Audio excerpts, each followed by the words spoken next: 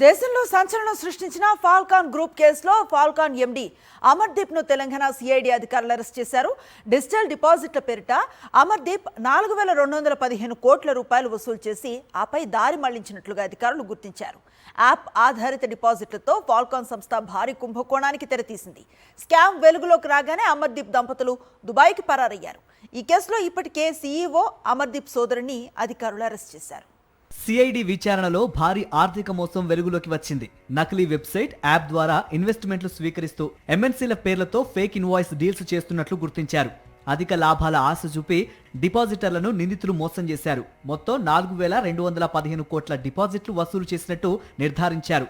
అందులో 7,056 మంది డిపాజిటర్లు, 4,065 మంది బాధితులు ఉన్నట్లు సిఐడి తెలిపింది. 792 కోట్ల నష్టం రావడంతో బాధితులు సైబరాబాద్ లో కేసులు నమోదు చేశారు. ఫాల్కన్ కేసు సిఐడి తెలంగాణకు బదిలీ అయింది. లుకౌట్ సర్క్యులర్ జారీ చేయడంతో దాని ఆధారంగా ఎండి అమర్దీప్ ను ముంబై ఎయిర్పోర్ట్ లో అరెస్టు చేశారు. హైదరాబాద్ కు ట్రాన్సిట్ రిమాండ్ పై తరలించారు. ఇప్పటి వరకు 11 మంది నిందితులను ఈ కేసులో అరెస్టు చేశారు.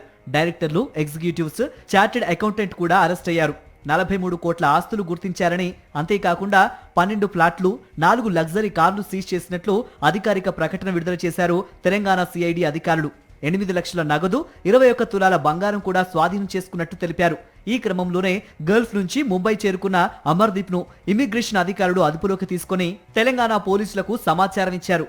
ముంబైకి వెళ్లి అతన్ని అదుపులోకి తీసుకున్నారు తెలంగాణ సిఐడి అధికారులు. అమర్దీప్ అరెస్టుకు సంబంధించి తెలంగాణ సిఐడి అధికారులు అధికారికంగా ప్రకటన విడుదల చేశారు. ఆర్డీపీ షేర్లు, బ్యాంక్ బ్యాలెన్స్లు అటాచ్మెంట్ చేసినట్లు ప్రకటన చేశారు సిఐడి అధికారులు. సిఐడి అదనపు డీజీపీ చారు సిన్హా పర్యవేక్షణలో దర్యాప్తు చేసినట్లు వెల్లడించిన అధికారులు డబ్బు ఎటువైపు వెళ్లిందనే దానిపై ఆరా తీస్తున్నారు.